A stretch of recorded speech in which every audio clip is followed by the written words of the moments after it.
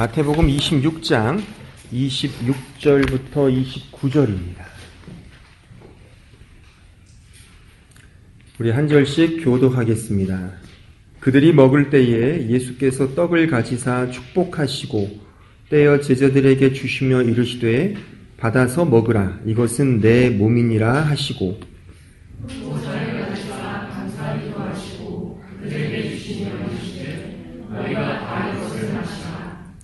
이것은 죄 사함을 얻게 하려고 많은 사람을 위하여 흘리는 바 나의 피 곧 언약의 피니라.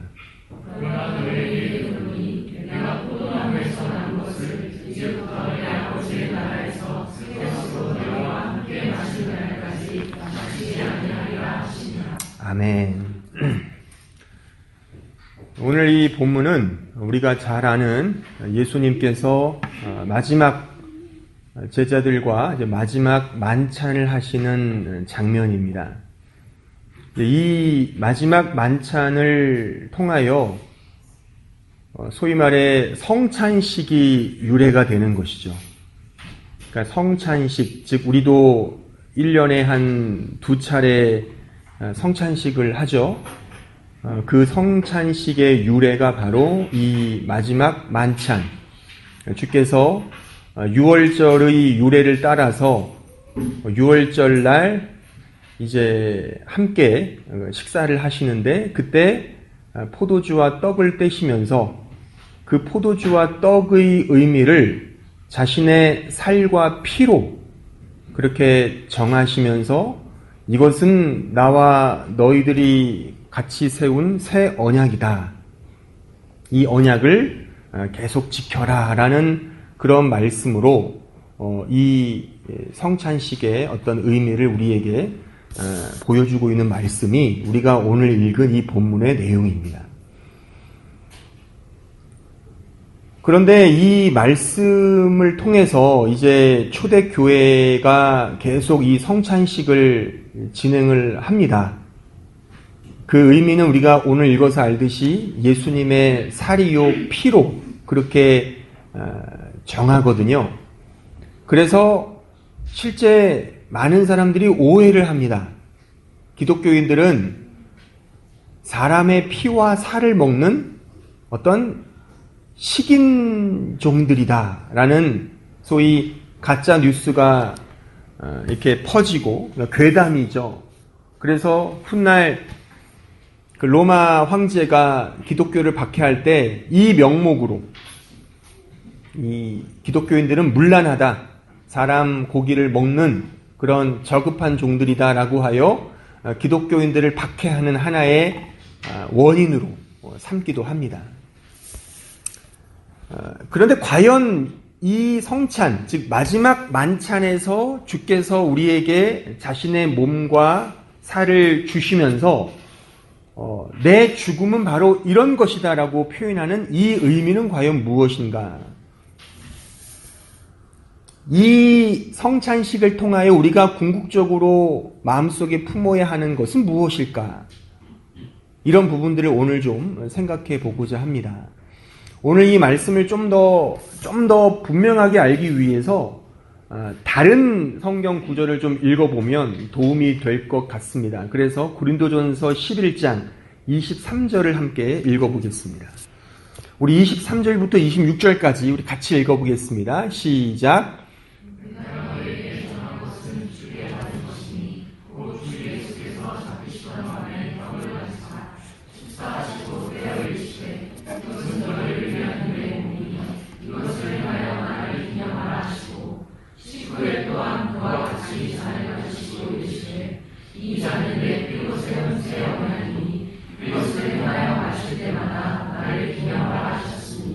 너희가 이 떡을 먹으며 이 잔을 마실 때마다 주의 죽으심을 그가 오실 때까지 전하는 것이니라. 조금 더 의미가 분명해졌습니다. 특별히 이 마지막 만찬으로 유래된 이 성찬을 영원토록 그가 오실 때까지 기념하라라는 이 사도 바울 선생의 그런 말하자면 설교가 이제 오늘 읽은 이 말씀인데, 따라서 우리가 왜 이 그리스도의 이 죽으심을 기념해야 하는가? 또한 주님의 죽으심을 기억하는, 그러니까 기념한다는 것은 기억하는 거지 않습니까? 우리가 기념관에 가는 이유는 미래를 보기 위해 가는 것보다는 기념한다는 기념관은 과거의 어떤 사실을 현재적으로 그 의미를 깨닫고 미래적으로 생각하기 위해 기념관을 건립하는 거지 않습니까? 그러니까 이 그리스도의 죽으심을 기념한다라고 하는 것은 어떤 의미가 있는가? 그리스도의 죽으심을 기억한다는 것은 어떤 의미가 있는가를 저는 세 가지 정도로 좀 생각해 보고자 합니다. 그 첫 번째는 그리스도의 죽으심을 기억한다는 것의 그 의미는 그 그리스도의 죽으심은 우리의 신앙 고백의 중심이다라고 하는 의미입니다. 그리스도의 죽으심은 우리의 신앙 고백의 중심이다라고 하는 의미, 이것이 그리스도의 죽으심을 기념하라 라고 하는 그 의미 속에 담겨져 있는 뜻인 것입니다. 신앙 고백의 중심은 그리스도의 죽으심에 있습니다. 우리가 신앙 고백을 하잖아요. 그 신앙 고백의 가장 중요한 내용은 예수 그리스도께서 우리를 위하여 죽으셨다 라고 하는 것에 놓여 있습니다. 이 고백이 빠지는 고백은 고백이 아닙니다. 그러니까 우리가 알고 있는 모든 기독교 교리, 성경의 핵심적인 주제, 우리가 결코 잊어서는 안 될 어떤 진리, 우리가 가장 붙들어야 될 핵심적인 기독교 사상, 그것은 바로 예수 그리스도께서 우리를 위하여, 나를 위하여 죽으셨다 라고 하는 사실에 놓여 있습니다. 이 사실을 내가 고백하는 것입니다. 이것이 신앙 고백이죠. 그러면 왜 예수께서 죽으셨습니까? 우리가 잘 알듯이 죄 때문에 죽으셨습니다. 우리가 죄인이라는 고백이 그 안에 담겨져 있는 것입니다. 우리가 왜 죄인입니까? 하나님의 명을 어기고 우리의 선조인 아담과 하와가 하나님의 말씀에 불순종했지 않습니까? 또한 우리도 불순종을 하고 있죠. 이 우리의 죄로 인하여 주님이 죽으셨다는 사실이죠. 그러니까 이 사실은 결국 우리는 원래 하나님의 고급한 형상이었는데 타락을 했고 죄인 되었다는 사실도 다 포함되어 있는 내용인 것입니다. 그래서 예수가 우리를 위해 죽었다라는 것이야말로 우리 신앙 고백의 중심이며 핵심이라고 말할 수가 있는 것입니다. 그러니까 이 사실은 우리가 초대교회 때 끊임없이 증거되던 가장 중요한 전도의 말하자면 내용이었다고 볼 수가 있죠. 우리 고린도전서 2장 1절을 가보실까요? 2장 1절로 2절 말씀 같이 읽어보겠습니다. 시작.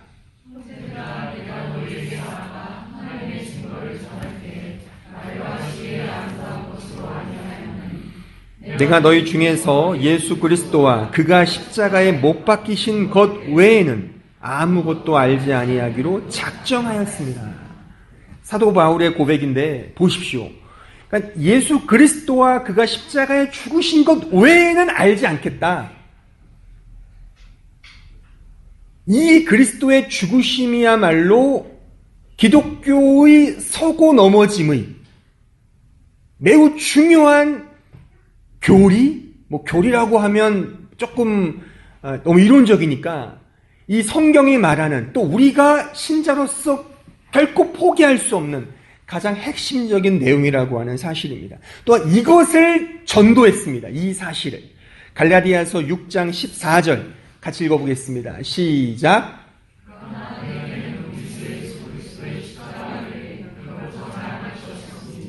그리스도로 말미암아 세상이 나를 대하여 십자가에 못 박히고 내가 또한 세상을 대하여 그러하리라.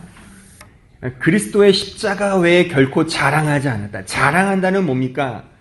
그러니까 전한다는 거지 않습니까? 종종 제가 말하듯이 여러분들이 잘난 거 자랑하고 싶잖아요. 나 어디 출신이야. 은근히 자랑하잖아요.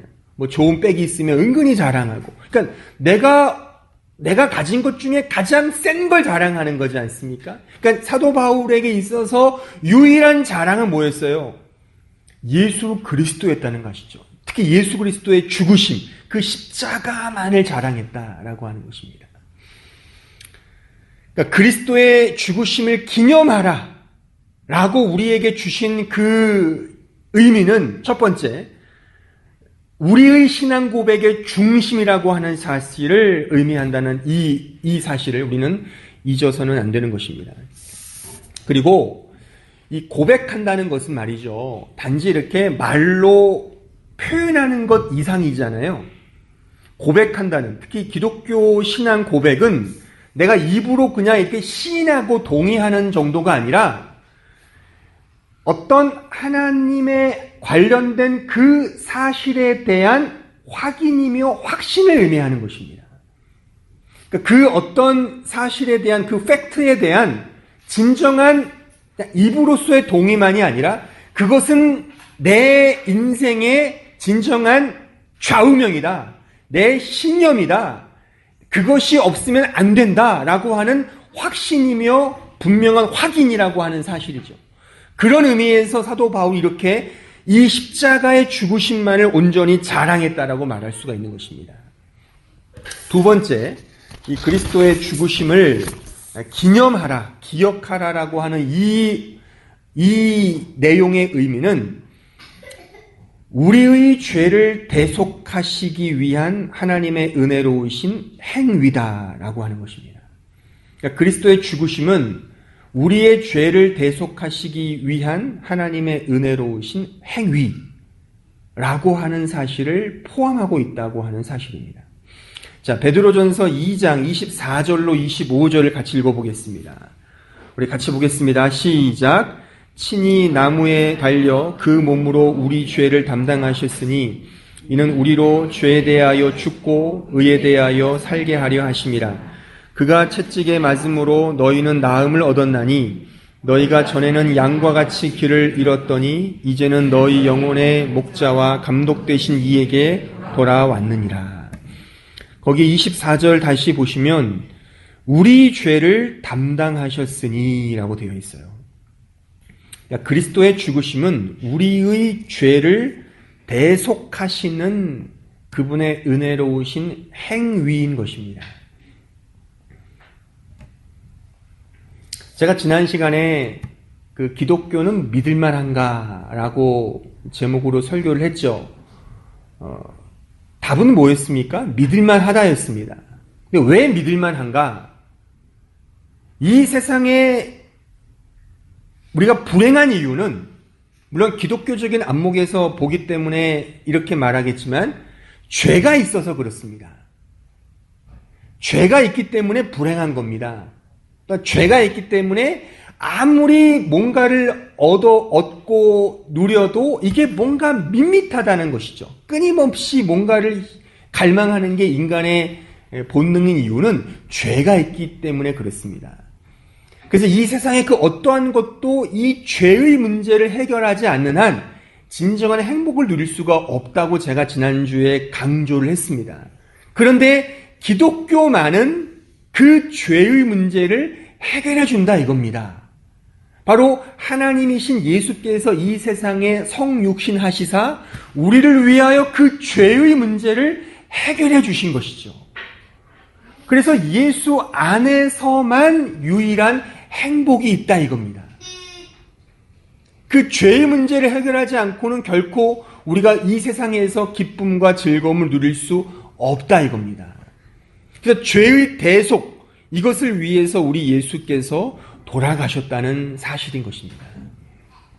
그럼 저는 이렇게 한번 물어보고 싶습니다. 여러분들은 과연 스스로 자신이 죄인이라고 인정하십니까? 인정하신다면 왜 인정하십니까?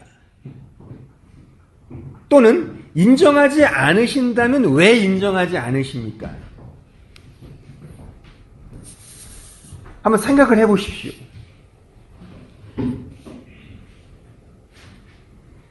매주마다 이 강단에 서서 목사님이 계속 우리들은 죄인입니다. 또는 기도하시는 분마다 나오셔서 한 주간의 삶을 우리는 못 살았습니다. 죄인입니다. 이런 말들을 하잖아요. 그러면 여러분들은 진짜 내가 죄인이 맞아? 내가 왜 죄인이야? 그런 의심이 들 수 있지 않습니까? 특히 여기 잠옷실에 있는 우리 중고등부 학생들, 뭐 중고등부여봤자 3명밖에 없으니까 우리 친구들은 아마 생각을 해보세요. 젊으니까 내가 죄인이 맞아? 제가 이렇게 청년들 이렇게 같이 만나다 보면 꼭 묻는 게 있어요. 언제 예수를 만났는가? 이렇게 인격적으로 만났는가라고 물으면 정답은 뭐냐면 이런 겁니다. 내가 예수님을 인격적으로 만났다는 것은 달리 말하면 내가 정말 하나님 앞에 죄인인가를 이제 엄마가 너 죄인이야. 목사님이 맨날 험상궂은 얼굴로 죄인이야. 라고 하는 것이 아니라 진짜 인격적으로 내가 죄인이구나. 라는 사실을 자각할 때 주님을 만나는 거거든요. 내가 죄인이라는 사실을 동의하지 않으면 주님을 만나지 못합니다. 못합니다. 그 하나님은 내가 만든 하나님의 가능성이 커요. 그러니까 성경이 말하는 하나님이 아닐 가능성이 큽니다. 왜요? 성경은 우리 인간의 말하자면 상태가 처참한 죄인, 비참한 죄인이라는 상태를 고발하거든요. 로마서를 읽어보세요. 로마서 1장, 2장, 3장이 계속 그 얘기를 하는 거예요. 우리의 상태가 얼마나 더러운 죄인인지를 고발해요. 그리고 나서 그러나 하나님의 은혜가 임했다. 복음을 제시하는 겁니다. 그러니까 우리가 정말 죄인이라는 사실을 동의하는가? 동의하십니까? 동의하신다면 왜 동의하십니까? 우리는 이 부분에 있어서 이런 식의 기독교 진리에 대한 오해를 합니다. 뭐냐면 우리가 죄인이라는 사실을 쉽게 인정하는 사람들은 주로 감옥에 있는 분들, 교도소에 계신 분들은 목사가 가거나 신부님이 가셔서 이렇게 소위 상담을 하고 복음을 전하면 그리고 거부하지 마시고 당신은 정말 죄인 아닙니까? 라고 하면 엄청나게 설득을 해요. 그렇지. 내가 죄인이니까 이 자리에 와 있는 거 아니야. 근데 목사님이나 신부님이 하나님이 다 용서해 주실 수 있어요. 그러니 주님을 믿으세요. 그러면 마음이 확 열려요. 그렇구나. 내가 사람을 죽였어. 사기를 쳤어. 폭행을 했어. 난 죄인이 맞아. 그런데 주님을 믿으면 용서받는다고? 너무 좋아. 그래요. 나에게는 주님밖에 없어요. 계속 말씀해 주세요. 성경 주세요. 읽을게요. 아주 쉽게 교화가 됩니다. 근데 우리는 지금 여기가 교도소는 아니잖아요. 여기는 그냥 평범한 것이고 뭐 이런 질문을 공적인 자리에서 하긴 그렇지만 이 자리에 혹시 전과가 있으신 분이 있으신가요? 근데 내가 그런 경험이 있다면 우리는 쉽게 내가 죄인이라는 사실을 인정을 할 수 있어요. 아니면 말 못할, 정말 여러분들 누구에게 말 못할 끔찍한 죄의 악을 범했다. 그러면 목사의 이런 입장에 대하여 그렇지, 난 죄인이야 라고 쉽게 동의할 수 있어요. 그런데 보편적으로 우리는 그렇게 끔찍한 죄를 범한 것도 없고 뭐 세금 꼬박꼬박 내고 뭐 국방의 의무 다 지켰고 뭐 다 했어요. 다 했어요. 안 한 게 없어요. 또 양심도 있어서 나만큼 양심적인 사람이 어딨어. 때를 따라 늘 불우한 이웃 돕고 교회에 꼬박꼬박 헌금도 내고 뭐 언제나 순종적으로 살고 뭐 욕설도 안 하고 거짓말도 안 하려고 그러고 언제나 양심에 떳떳하게 윤동주가 했던 말처럼 하늘을 우러러 나는 부끄러움이 없다라고 늘 생각한다. 이런 마음이 있단 말이죠. 그러니까 이런 설교와 이런 가르침에 대하여 거부감을 갖는 거죠. 그러니까 겉으로 내놓고 말하면은 뭔가 안 되니까 속으로는 내가 무슨 죄인이야. 나는 아담이 먹었던 선악과도 맛도 안 봤는데 내가 선악과를 좀 만져봤으면 내가 죄인이었는데 내가 그 사람의 원죄를 내가 물려받았다고? 나는 동의할 수 없어. 난 죄인이 아닌 것 같아. 조금 뭔가 문제가 있겠지. 하지만 그까짓 거 다 하는 거 아니야? 보편적인 잣대로 보면 나는 그나마 나아. 라고 그렇게 생각할 수 있죠. 반면에 교도소에 있는 사람들은 죄를 쉽게 고백합니다. 자, 그렇다면 그것은 어떤 근거로 나는 죄인을 인정하고 동의하지 않는 겁니까? 그것은요, 이렇게 말할 수 있죠. 이 subjective experience라고 하여 주관적인 경험인 겁니다. 근데 우리가 꼭 물론 그런 subjective experience가 필요해요. 혹은 그 experimental idea가 필요해요. 어떤 시험적인, 어떤 것을 실험하여서 어떤 결과를 도출해내는 경험들이 기독교 신앙에도 필요합니다. 그거를 거부하지 않아요. 하지만 이 부분에 있어서는 혹은 매우 중요한 기독교 주제에 있어서만큼은 subjective experience가 꼭 맞는 것은 아닙니다. 자, 그렇다면 이렇게 얘기해볼까요? 여러분들 죄인이라고 동의하신다면, 그렇다면 이제 구원받은 것에 대하여 동의하십니까? 난 이제 예수를 믿으니까 구원받았어. 내가 오늘 죽어도 천국 갈 수 있어. 그런 소위 말해 구원의 확신이 있으십니까? 아멘이시죠. 다 속으로 아멘 하셨을 거예요. 그럼 그것은 왜 그렇게 동의하십니까? 뭐에 근거하여? 그것조차 subjective experience입니까? 그러면 제가 종종 말하듯이 만약에 죄를 지으며 죽으면 지옥 가는 거겠네요. 그 subjective가 주관적인 것이 흔들리잖아요. 자살하면 지옥 가겠죠. 왜? 자살은 죄니까. 심각한 죄니까 자살로 죽으면 지옥 가겠네요. 그렇게 확답을 지어야 되는 것입니까? 그런 차원이 아니라는 거죠. 이게 subjective experience의 문제가 아니라 이것은 objective fact의 문제인 것입니다. 객관적인 사실의 문제인 거예요. 이 구원과 우리의 죄인이라고 하는 사실은. 그래서 로마서 5장을 보시면 거기에 사도 바울이 어떻게 표현하고 있냐면 우리는 죄인이다. 왜? 아담의 자손이니까. 아담이 우리의 대표자로서 죄를 범했다. 그 죄가 우리의 죄다. 그래서 우리 인간은 다 죄인이다.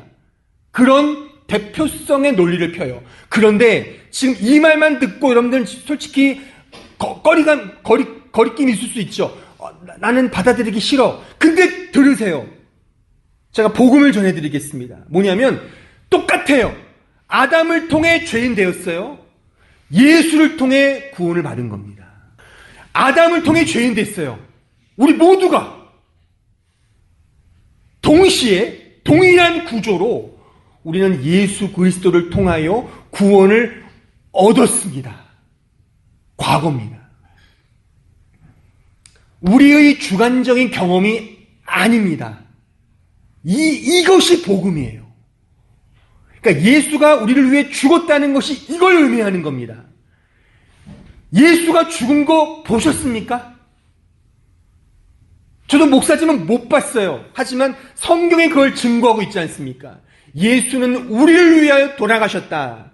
이 objective fact가, 이 객관적인 사실이 복음이라는 겁니다.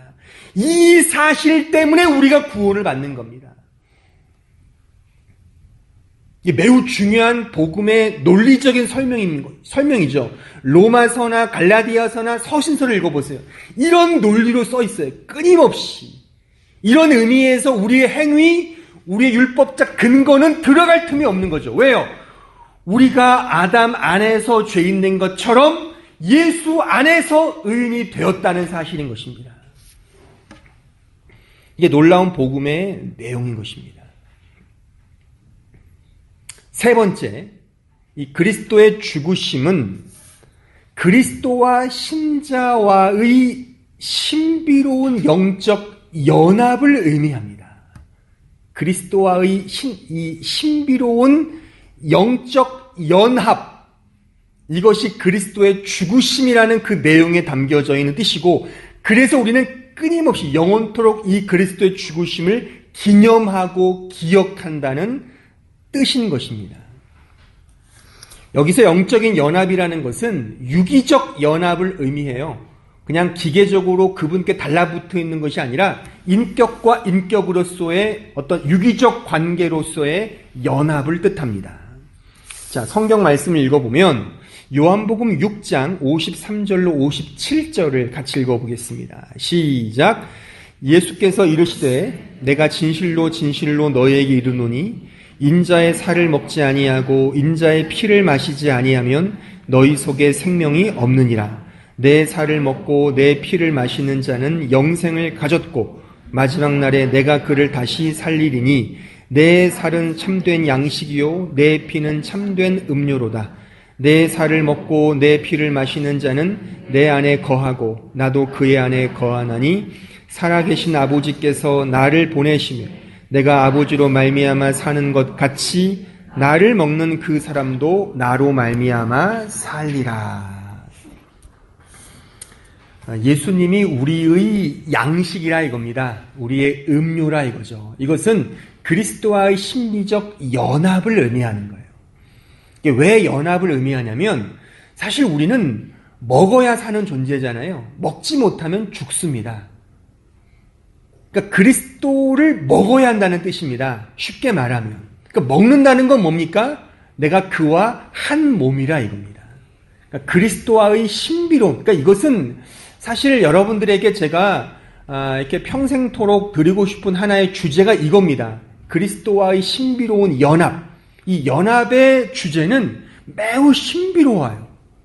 이 의미를 온전히 이해하는 사람은 이 세상에 아무도 없습니다. 가장 많이 알았던 사람이 역사적으로 사도 바울이라고 생각이 들 정도로 그 사람이 갈라디아서 2장 20절의 말씀을 이야기하잖아요. 그것은 그리스도의 연합의 그 주제를 사도 바울답게 표현한 아주 걸작이죠. 그 고백이야말로. 내가 그리스도와 함께 십자가에 못 박혀 죽었나니 그러지 이제 내가 사는 것이 아니요 내 안에 그리스도가 사는 것이라. 이제 내가 육체 가운데 사는 것은 나를 위해 사는 것이 아니라 바로 하나님의 아들을 믿는 믿음 안에 사는 것이라. 이게 그리스도와의 신비적 연합을 의미합니다. 그러니까 그리스도를 언제나 먹는 거죠. 그와 함께 살아가는 것입니다.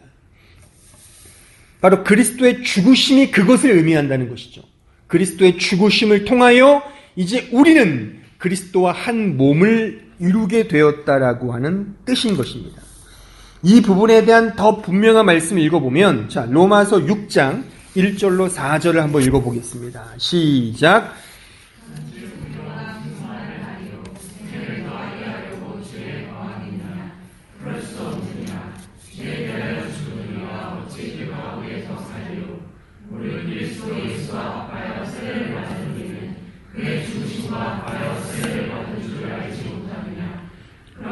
우리가 그의 죽으심과 합하여 세례를 받음으로 그와 함께 장사되었나니 이는 아버지 영광으로 말미암아 그리스도를 죽은 자 가운데서 살리심과 같이 우리로 또한 새 생명 가운데서 행하게 하려 함이라.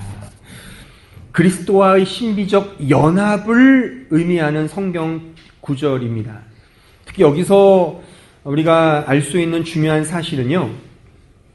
그 영어 성경을 보면 이 4절이 이렇게 되어 있습니다. 그러니까 이런 문법적 표현인데 as A even so be 이런 표현이에요.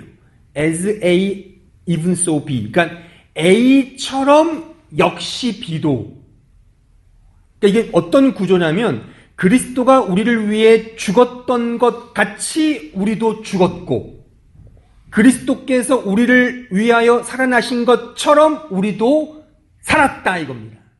이런 구조예요. as even so, as even so 이런 표현으로 기록되어 있습니다. 이것이 그리스도와의 연합의 매우 중요한 내용입니다. 그러니까 우리는요 그리스도와 함께 이미 죽었습니다.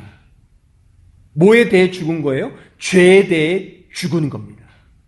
그리스도께서 십자가에서 죄를 대신하여 죽었을 때 우리도 함께 죽은 겁니다. 죽어가는 것이 아니라 이미 죽었습니다. 단순 과거 시제입니다. 죽었습니다. 동일하게 그리스도께서 죽음을 깨고 부활하셨습니다. 우리도 부활한 겁니다. 우리도 살아난 겁니다. 그와 한 몸이 되어서. 이것이 그리스도와의 신비적 연합의 주제인 것이죠. 로마서 6장 10절로 13절 같이 읽어보겠습니다. 시작. 그가 죽으심은 죄에 대하여 단번에 죽으심이요 그가 살아계심은 하나님께 대하여 살아계심이니 이와 같이 너희도 너희 자신을 죄에 대하여 죽은 자요 그리스도 예수 안에서 하나님께 대하여는 살아있는 자로 여길지어다. 그러므로 너희는 죄가 너희 죽을 몸을 지배하지 못하게 하여 몸의 사욕에 순종하지 말고 또한 너희 지체를 불의의 무기로 죄에게 내주지 말고 오직 너희 자신을 죽은 자 가운데서 다시 살아난 자 같이 하나님께 드리며 너희 지체를 의의 무기로 하나님께 드리라. 우리가 자주 읽는 말씀이겠지만 이것이 바로 그리스도의 연합의 이후에 이제 우리가 연합된 자로서 이제 우리의 몸을 예전에 죽었던 그 죄에게 다시 내주지 말고 하나님께 내어주며 하나님의 의의 무기로 쓰임받자라고 하는 이야기인 것입니다. 근데 이 근거가 그리스도와의 연합이기 때문에 가능하다 이거죠. 그러니까 이것은 이런 말이 아닙니다. 내가 더 앞으로 계속 의의 무기로 더 쓰임받고 더 내 자신을 드리면 더 거룩해질 거야, 더 자녀가 될 거야가 아닙니다. 이미 된 것을 이제 우리가 이루어 가자라고 하는 권면의 말씀이죠. 그리스도와의 신비적 연합을 의미하는 것입니다. 그러니까 이 사실을 우리가 이 마지막 만찬에서 이 사실을 기억하라고 하는 것이죠. 그러니까 오늘 제가 세 가지를 말했습니다. 신앙 고백의 중심이다, 죄의 대속이다, 그리스도와의 신비적 연합이다. 이것이 바로 그리스도의 죽음 안에 담겨져 있는, 또한 그것을 현재적으로 우리가 계속적으로 기억하고 되뇌이고 기념해야 될 그 내용의 핵심이라고 하는 사실인 것입니다. 제가 오늘 지식적으로 전해야 될 어떤 성경의 내용 또는 교리적 내용은 여기까지입니다. 이제 좀 적용적으로 한번 좀 생각을 해보면, 그러니까 그리스도의 죽음을 기념한다는 것은 잊지 마십시오. 이것이 신앙 고백의 중심이다. 죄의 대속에 있다. 그리스도와의 신비적 연합이다. 이것입니다. 이것을 기억하는 것입니다. 그럼 이것을 우리가 구체적으로 어떻게 적용할 것인가?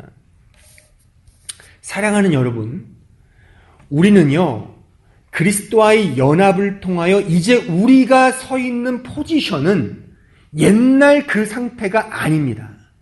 이제 우리가 서 있는 포지션은요, 우리가 서 있는 지금의 상황과 상태와 양상은 이제 하나님의 자녀고, 하나님을 믿는 신자며, 의의 백성이고, 뉴맨이죠. 새로운 사람이라고 하는 사실인 것입니다. 그러니까 이러한 새 사람으로서 이제 우리는 그 새 사람에 걸맞는 삶의 자세와 마음과 그리고 책임을 갖게 되어야 한다는 사실인 것입니다. 그러니까 옛날 예수 안에서 죽기 전에 그런 상황으로 우리를 내어드리면 안 되고, 우리가 오늘 읽어서 알듯이 우리를 하나님께 드리는, 의와 진리의 거룩함으로 하나님께 드리는 그런 삶의 모습으로 우리의 삶을 영위해야 한다는 사실인 것입니다. 그렇게 영위하면 하나님의 자녀가 되거나 구원을 받는 차원이 아니라 이미 구원을 받았으니까, 이미 우리의 포지션이 바뀌어졌으니까 거기에 걸맞게 살아가자, 이런 당부와 권면이 뒤따라 나올 수 있다는 이야기인 것이죠. 이미 토한 음식물을 다시 먹는 것만큼 어리석은 사람은 없죠. 만약 토한 것을 다시 먹는다면 그게 바로 신자로서 죄를 짓는 것과 똑같다는 것이죠. 이미 죽은 것에 대하여 우리는 그것을 우리의 가치로 둔다는 것은 말하자면 부당하고 불합리하고 옳지 않고 신자답지 않다는 사실을 우리는 기억을 해야 된다는 것입니다. 왜요? 우리는 뉴맨이니까. 옛 것은 지나갔고 새 것이 되었습니다. 되어져 가는 것이 아닙니다. 됐습니다. 여러분들이 진정 예수를 믿으신다면 우리는 이미 새 사람이 되었습니다. 새 사람으로서 옛 것을 희망하거나 소망하는 것은 부당한 것입니다. 토한 것을 돌아가는 것은 부당한 것입니다. 더 올라가야 됩니다. 전진해야 됩니다. 더 하나님이 기뻐하시는 것을 추구해야 되는 것이죠. 이것이 우리 신자다운 삶의 모습이라는 것이죠. 좀 더 구체적으로 제가 몇 가지 그 사례들을 얘기해 드리면, 죽기 전에 추구했던 자존심, 그 자존심이 아닌 자존심으로부터 자존감으로 가야 되는 겁니다. 자존심과 자존감은 다르다고 생각합니다. 물론 언어적인 유의겠지만 자존심은 죄의 억압으로부터 갖는 마음이라면 자존감은 은혜로부터 자유함을 얻은 자가 누리는 자존감이죠. 저는 자존감이라는 말을 씁니다. 예수를 믿으면 진정한 자존감을 얻게 됩니다. 그러니까 어떤 분이 이렇게 기독교 그 진리에 대해 오해하는 분들이 있어요. 그러니까 기독교 그 진리 가운데 자기를 부인하라, 너 자신을 죽이라 그러니까 기독교의 가르침은 자존감을 죽이는 것 같아. 예수를 믿으면 내 자존감이 없는 것 같아. 전혀 그렇지 않습니다. 그것은 설익은 말씀을 이해해서 그렇습니다. 예수를 제대로 알고 제대로 믿으면 자존감이 세워지는 것입니다. 물론 자존심은 아닙니다. 자존심은 옛 습성인 것이죠. 옛날 가졌던, 그러니까 죄에 억눌려 있던 그 존심이잖아요. 그러니까 죄에 억눌려 있다는 것은 언제나 경쟁 심리입니다. 내가 쟤보다 나아야 돼. 경쟁을 하죠. 또한 남을 착취해야지 내가 뭔가를 얻는 거죠. 끊임없이 자존심을 세우죠. 이것은 죄에 얽매여 있는 어떤 정서라면 자존감은 아닙니다.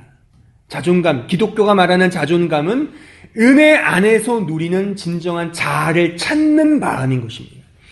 따라서 자존심에서 자존감으로 가셔야 되는 것이죠.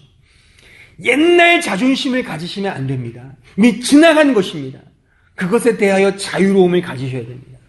또한 욕심으로부터 만족으로 가야 되는 거예요. 욕심으로부터 만족으로, 탐욕으로부터 자족함으로 가야 되는 것이죠. 근데 신자가 되었어도 이제 지나갔음에도 불구하고 언제나 욕심을 부려요. 탐욕의 어떤 마음을 놓지를 못합니다.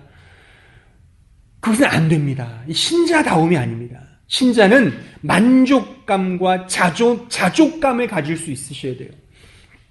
이것이 우리가 추구해야 될 의의 무기로 하나님께 드리는 삶의 구체적인 하나의 모습인 것입니다.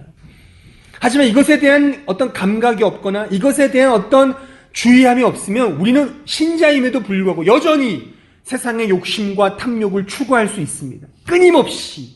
왜요? 이 탐욕의 무한성이 있기 때문에 그렇습니다. 구스타프 플로베르라는 그 프랑스 작가가 쓴 마담 보바리라는 책이 있습니다. 소설인데 거기에 나오는 마담 보바리가 탐욕의 아이콘이에요. 그 탐욕과 욕망 때문에 막 일탈을 하고 막 불륜을 저지르는, 그래서 끝내는 이제 아주 불행하게 이제 운명을 다하는 것으로 그 소설에서 묘사되고 있는데, 그러니까 저는 그걸 보면서 그런 느낌이 들었어요. 욕망의 무한성이구나. 혹은 욕망의 모호성이구나. 라고 하는 생각을 했었습니다. 그러니까 욕망은 끊임없어요. 끊임없이 계속 욕망의 만족은 있을 수가 없습니다. 왜요? 죄에 얽매여 있기 때문에 그렇습니다. 그러니까 여러분들께서 세상적인 욕망을 얻고 싶으면 다 얻을 수 없습니다. 끊임없이 더 높은 단계로 가게 돼요. 이것이 세상이 죄가 주는 욕망인 것입니다. 근데 우리 신자가 되었다는 것은 그 자리로부터 나온 겁니다. 이제 우리는 예수 그리스도 안에서 진정한 만족과 자족을 얻은 존재인 것입니다. 그 안에서 행복을 누리는 것이죠. 물론 이 말이 나의 발전과 나의 목적 의식과 나의 목표를 없애라는 말은 아니에요. 그렇게 우리 젊은이들 혹은 청소년들 오해하시면 안 됩니다. 그런 목표와 목적을 가져야죠. 하지만 우리는 그리스도 예수 안에서 진짜 만족을 얻는 존재입니다. 그래서 기쁨이 있는 거죠. 이게 예수 믿는 어떤 복 아닙니까? 그러니까 예수 안에 이것이 있습니다. 그러니까 우리는 이미 이 자리에 와 있는 거죠. 근데 우리가 와 있음에도 불구하고 예전 그 상태, 예전에 추구했던 그 어떤 죄의 달달한 것들을 추구한다면 그거는 굉장히 부당하고 어리석은 거라고 하는 사실을 우리는 기억을 해야 되는 것입니다. 이기적인 사랑에서 이제 이타적인 사랑으로 가는 거죠. 옛날에는 계속 이기적인 사랑으로 사랑을 했다면 이제 이타적인 사랑, 나를 미워하는 사람에 대해서도 정말 넘길 수 있는 그런 넓은 용량, 넓은 아량을 갖는 것, 이것이 우리가 지금 서 있는 이 자리의 캐릭터 아니겠습니까? 근데 옛날 그 캐릭터, 옛날 그 죄가 우리를 지배하던 그 캐릭터에서 못 벗어나서 언제나 이기적인 사랑으로만 사랑한다면 그것은 그리스도인다운 모습이 아닐 거라고 하는 사실인 것입니다. 이것이 바로 그리스도의 죽음을 현재적으로 경험하는 아주 구체적인 삶의 모습이라고 저는 생각합니다. 옛날의 그 모습이 아니라 끊임없이 우리의 신앙 고백의 중심이며 죄의 대속을 위하여 그리스도께서 행하셨던 그 행위를 생각하며 또한 그리스도와 우리와의 연합적 그 관계를 생각하면서 이제 우리의 지금의 모습을 찾는 거죠. 아, 내가 서 있는 자리는 이제 죄의 지배 상태가 아니구나. 은혜의 지배이며 은혜의 자리구나. 이 자리에서 이제 발전해 나아가자. 더 성장하자. 더 성숙하자라고 생각해야지. 옛날 그 습성, 음란하고 탐욕스럽고 거짓말하고 이기적이었던 그것을 언제나 마음에 생각하면서 추구한다면 그것은 정말 불행하고 신자가 되었지만 불행한 거라고 하는 사실을 우리는 기억을 해야 되는 것이죠. 그리고 이러한 더 새로운 사람으로 살아갈 때 우리가 상상할 수 없는 진정한 기쁨과 만족과 즐거움이 찾아온다고 하는 사실도 우리는 마음에 새겨야 한다는 사실인 것입니다. 저는 오늘 조금 이론적이지만 그 객관적인 팩트와 주관적인 경험에 대해서 말을 했습니다. 여러분들께서 이제 제가 설교를 마무리 지으면서 사실 오늘 이 설교가 여러분들에게 있어서는 이 subjective experience이기를 저는 바라요. 그러니까 여러분들께서 어떤 사람은 하나님의 그 은혜를 이 서브젝티브하게 아주 엄청나게 충격으로 받은 사람은 난 죄인이야, 하나님의 은혜밖에 없어라고 생각할 수 있겠지만 그런 경험이 없는 사람도 있잖아요, 이 가운데도. 그러면 그런 경험에 너무 촉각을 세우지 마시고 오늘 이 자리에 이 분위기, 제가 설교한 이 내용을 서브젝티브 익스피리언스로 받으십시오. 이 객관적인 팩트가 진짜구나. 아니, 성경만큼 분명한 사실과 경험이 어디 있겠습니까? 왜요? 말씀을 통해 성령이 우리에게 역사하시잖아요. 정말 말초 신경을 자극하는 경험이 나에게 없다 하더라도 지금 이 설교 시간, 이 설교를 제대로 여러분이 받아들였다면 그렇구나. 이게 나에게는 이게 진정한 주관적인 경험이구나.